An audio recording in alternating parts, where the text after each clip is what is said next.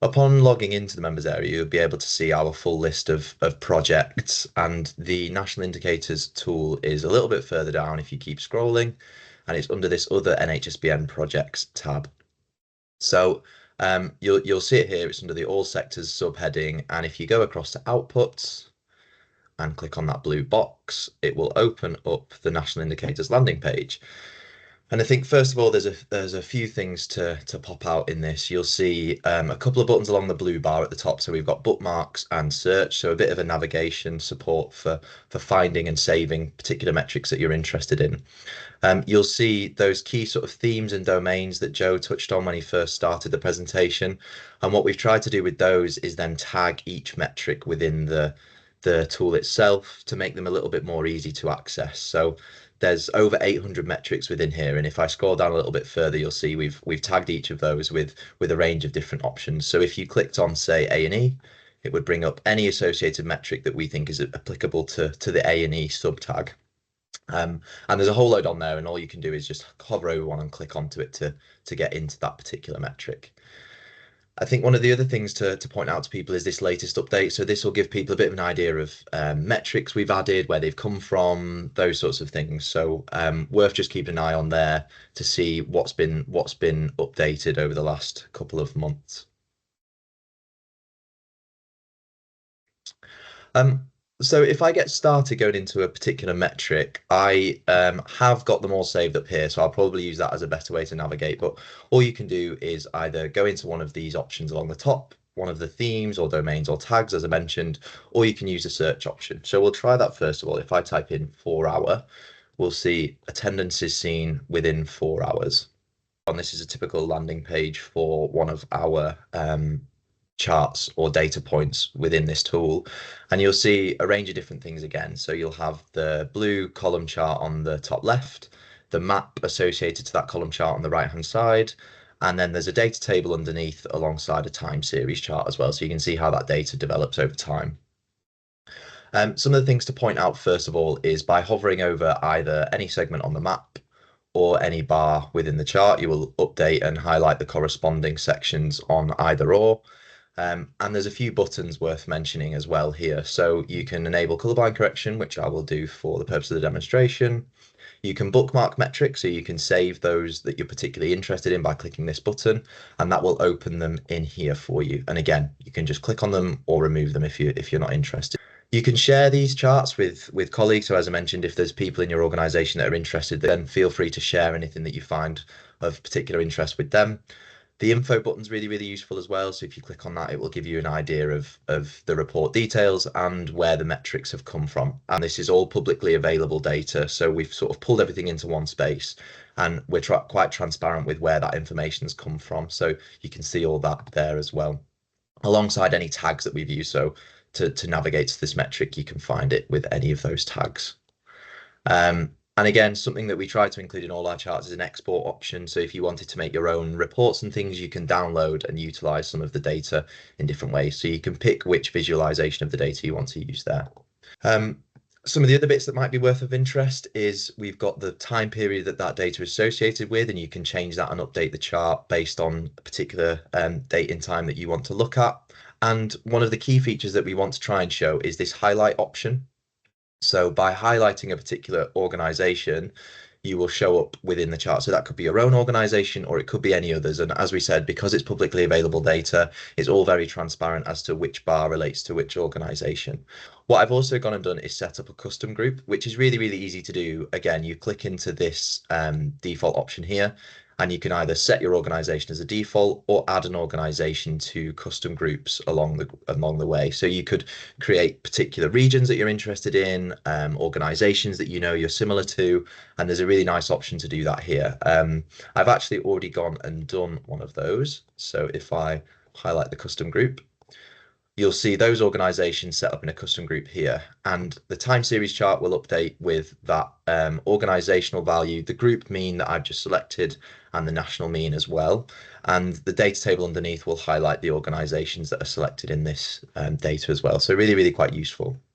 There's another few different options that you can do with the highlight functionality. So if I turn off the custom group, There's the region that the organization is in. There's the nearest neighbors, which isn't necessarily geographical neighbors. It's those organizations that are statistically similar to yours as well. So that can be a really nice opportunity to see where you lie within organizations of a similar. Typically use things like ethnic background and population to figure out what that statistical similarity is based on. So the reason I picked the 4 hour wait time is with there being reference to the reducing waits to less than 4 hours in the new operational and planning guidance. And what we've tried to do in the demonstration here today is bring up a few metrics that are mentioned within that or have some relevance to one another. So if I quickly jump to the next chart to give people an idea of almost like a story of how you might want to use it.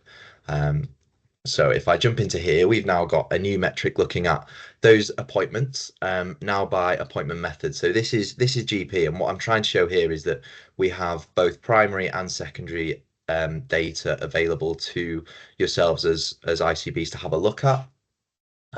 Again, you'll see similar functionality. So as I mentioned before, there's all the options here: bookmark, share, info, export. You can also see again that time period, and with this chart in particular, we have a couple of extra options that you might find really useful. So you can view the data as CCG or sub-ICB rather than ICB level. So if I click on that one, it will update the chart for us. And one thing you might notice is at the moment everybody's sat at 100%, and the reason for that is within the categories option, we've got all the appointment methods, but we've also got this unknown option. So if I remove that, you will see some variance between providers. So now our time series updates to the percentage values, the chart updates as well alongside the data table. And again, you can use this in exactly the same way as before. So you can highlight current organization, which I've done already, and we could enable that custom group again that I suggested previously. And another option that you might find useful is to actually filter down the data to just seeing the custom group. Again, you will see the time series chart update, the map here is updated for us, and the data table underneath. So you can really play around with this. You can add and remove certain organizations from those custom groups where necessary. Another thing that you might have now noticed that I've filtered down a little bit more is we've got this stack by category. And so with metrics that this is relevant to, you can decide to add a bit of a percentage breakdown of how these appointments are proportionally split between the different types of appointments. I just clicked stack by category and selected the option to do so there. And what you'll see again is this is now giving us a bit of a percentage breakdown of how those appointments have been broken down. So we've got the red box representing face-to-face, the yellow being home visits, the green being telephones, and the sort of navy blue colour there being video or online. So again, you've got the selected organisations, if you hover over it, it'll tell you which one's which. You've got the national average there as well, and all of that data that you saw previously is still below. So really quite manipulative. You can change it how best you see fit for your organisation and how you want to digest some of that information. Okay, if I jump on to the next metric, we've got one here looking at older people social care expenditure per 100,000 population. And I think the main thing I'd like to demonstrate with this one is that we can also view the data as a local authority. So where the data is available in different formats in publicly available sources, we can cut that data in the different ways. So if I click on this black box here, we can view that data now at local authority data. And again, in the same way, we've got the period that data relates to, and you can look back in time at that period. You can highlight again the different organisations, nearest neighbours. You can update these groups based on local authorities rather than ICBs and things as well. And it will transition through the whole of the tool. So if you come back to it in future, it will keep those organisations and that default selected for you in the same way that your bookmarks will saved. If you go off the tool and come back, they will all still be there for you to save and use as you see fit. And on the topic then of care of older people, we've got one more metric to give a bit of an idea of. And with this one, what I'd like to try and show is one of the other functionalities we've added relatively recently, in that we can try and put together a bit of a scatter plot to see relationships between metrics as well. So this one's looking at the QOF prevalence of dementia. And again, I will click this option to view the data at CCG level. And again, you can highlight particular organisations exactly the same way as you've been able to do with the other ones I've demonstrated today, and the data will all update where needed. But in this instance, you can see here we've got select a secondary metric. So if I click on this blue box here, we've then got a range of secondary metrics that we can add to this chart to create a scatter plot. So if I do A&E attendances per 100,000 population of 75 plus year olds, we then create a bit of a scatter plot. So now we've got the QOF prevalence of dementia on the bottom here, and the A&E attendances per 100,000 population above. And again, you'll be able to see all of the different organisations that are within this data set. All the different options are still available if you want to have a look at that. And again, we can select the custom group, let's say, and it will blur some of the others and highlight the organisations in your custom group within the data set. The other thing we can do is simply just turn off a custom group and you'll have your organisation highlighted in the data set. So that will be the default organisation that you've selected using this highlight tool. You can then remove a secondary metric if you wanted to have a look at another one. You've got the primary metric here and the secondary metric here just underneath the chart. If I click on secondary metric, you can then remove that to select another one if you choose to do so. So you can have a bit of a play around with this as you see fit and depending on what you're getting at. And I think one of the things to point out with this one is it gives a bit of a statistical relationship between different metrics. So here we've got the R-square value or the correlation value, and with this particular metric we're looking at a strong positive correlation between your A&E attendances per 100,000 population and QOF prevalence of dementia. So there's quite a few different ways of sort of manipulating and interrogating some of the data within the tool. And there's quite a bit of functionality available as well to those that are interested in it. And I would say the things we found most useful for people is this sort of bookmarking and manipulating the different organizations that you're able to compare yourselves with. It sort of opens up free rein of comparison with organizations you know you might be similar with, or you want to be similar to, or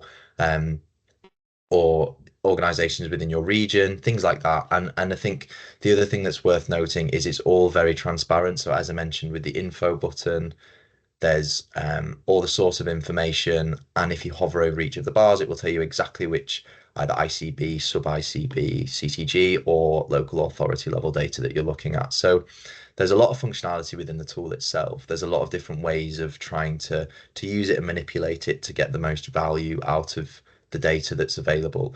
And I think the fact that it's all in that one place and all in a similar format means it's quite transferable between metrics as well. And you can, like I said, download any of those and use them in your own reports as and where you see fit for your organization.